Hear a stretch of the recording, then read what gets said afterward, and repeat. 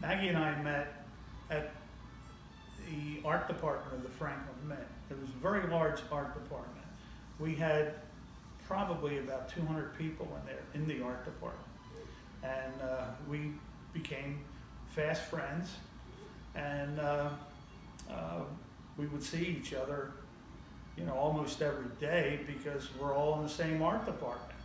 And we had a lot of friends, mutual friends, through the art department, and that's pretty much how we got together, through working together at the Franklin Mint Art Department. We were friends for about 3 years until you resigned because you had it up here with doing coins and went out and became a three-dimensional artist. But we were very good friends, and then after Terry left the Mint, we became a couple. And one thing you mentioned too that I didn't mention, it's working in the arts for this and commercial art in this long. We've met so many wonderful colleagues. That's been a very nice part of it too, for me anyway. Yeah. Mm-hmm. My path in art started in my teenage years, and as I left high school, I enrolled in art school. And then through art school, after a few years, I was fortunate enough to get some commercial work, because pretty much when you're going into the arts, you either want to sell a painting or sell a sculpture or do commercial work and make a living at it. And that's what I wanted to do. And I decided to do that when I was in my late teens.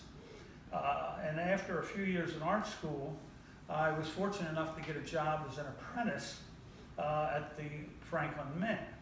And I apprenticed in the sculpture department. And there were very accomplished sculptors working in there. And I was like a sponge. I was trying to absorb as much information as possible. And their apprenticeship at the Royal, they were English, their apprenticeship at the Royal Mint was 5 years. And I'm thinking, my goodness, I gotta be here 5 years just to apprentice. But because I pretty much advanced in my abilities as quickly as possible, they started giving me commercial work at the Mint. And I stayed there for 16 years, sculpting coins, medals. I designed currency for foreign countries. The Franklin Mint sent me to Africa to work on endangered wildlife. They sent me out to Montana and Wyoming to work on North American wildlife. And then after 16 years, I was in my early 30s, I decided to go out and start working in the round, doing small tabletop statues, and then working my way up into monumental sculpture. So I've been doing that for the last 34, 35 years, doing monumental pieces. And I've got monuments on the Gettysburg battlefield, monuments in Philadelphia, up in Long Island, Washington, D.C., and as far south as Key West, Florida. So I studied at for a semester at the École des Beaux-Arts in Paris. And the Invalides is the great French military museum there. And I spent a lot of time there doing research, and I was fortunate enough to get a commission to create these Imperial Guard cavalry. These are hussars of Imperial Guard cavalry. This is cuirassier of the Imperial Guard, and this is the Polish Lancer of the Imperial Guard. And there's the old boy himself, Napoleon. And then we can move along here. When a sculptor is doing models for monuments, they're called maquettes. And these are all maquettes for various monuments that happen and some that didn't happen. But that's the nature of the beast. And then we could come over here, and here's my Custer's Last Stand again. And here's a Marine in Vietnam I did for Senator Webb. Here is Theodore Roosevelt's Rough Riders. And this is the last meeting between Stonewall Jackson and Robert E. Lee. And this is a maquette that I'm working on for a proposed monument for Benjamin West, who's the father of American art. And here is the Band of Brothers monument that I'm working on, and this is a young 101st Airborne person. This is Imperial Guard Cavalry here, and this is the head of Ernest Hemingway. I did the Hemingway statue in Key West. I try to save the heads in the molds. Here is John Philip Sousa. This is at the Marine Barracks down at 8th and I in Washington. That's a 9-foot figure. This is Chesty Puller. He's the most decorated U.S. Marine. That's at Quantico in the National Marine Corps Museum. And then I have some Civil War pieces. This is Forrest, the Confederate. That was a commission down in Mississippi. This is a monument that never happened. The International Korean War Memorial. That was to be 12 10-foot figures, but they never raised the money. And those things do happen. Basically, I interpret history in my work. And I do a lot of research because most of the subject matter is historical. There's an awful lot of research that goes into it. And when I have a piece, 82nd Airborne World War II and 101st Airborne World War II, and I went out to the drop zones in Normandy, Saint-Marie-de-Mont and Saint-Mary-Glisse, to do the research at their museums. For me, the research is fun.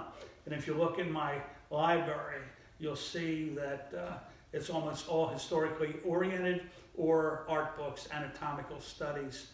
And I know we have Google, we have all that today, but I could readily go into my library and get specifics to help me translate a piece that I'm working on. So monuments that, if they're done properly and they're bronze and granite, they'll be around for at least 1,000 years. So basically, my legacy is my work.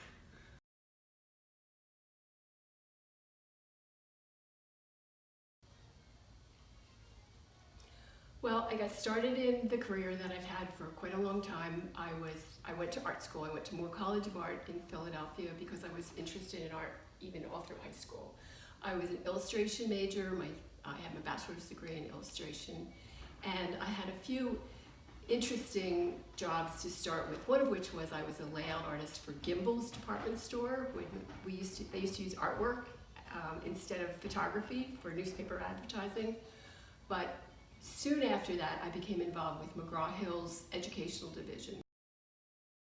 So I did elementary education illustrations for classroom materials, books, anything that teachers needed.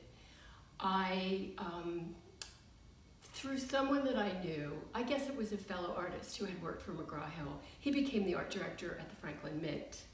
And I went in for an interview at the Franklin Mint, and he wanted to hire me to be an inside designer.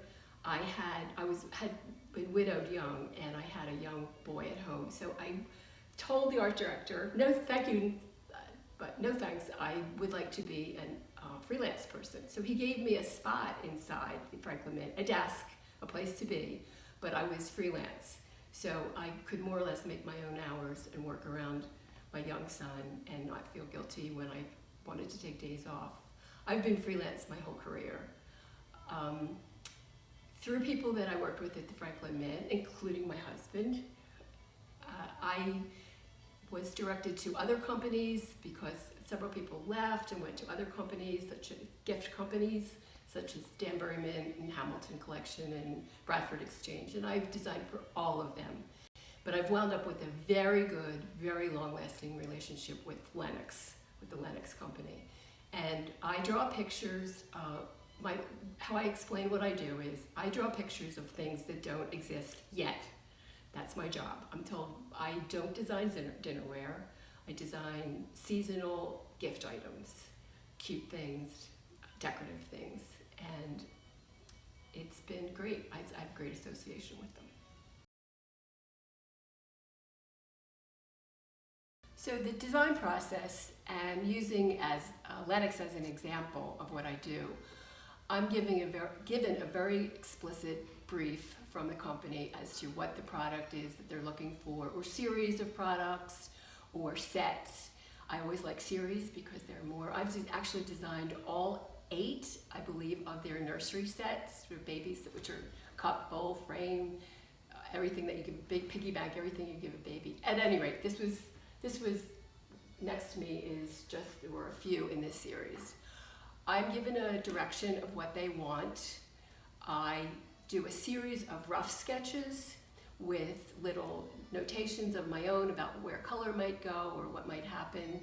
And they usually go through the 4 or 5 that I do, choose the one that they like, but say that they might like an element from another one incorporated. I do finished drawings. This is an example of the finished drawing that I did for this product with color. But not only do I do that, I have to do back views, side views, and sometimes top-down views, so that the manufacturer, the sculptor that comes next, or the model maker who comes next, is very clear on what this should look like. And here is a specific finished product with the packaging. It's a little bit old, but this was a lighted piece. It should have a light bulb down there. It's pierced, that's why it's pierced. But these are all things that I have to indicate because I'm designing something. I'm drawing a picture of something that does not exist yet, is my best explanation for what I do. And that will wind up in stores or on QVC or on Lennox.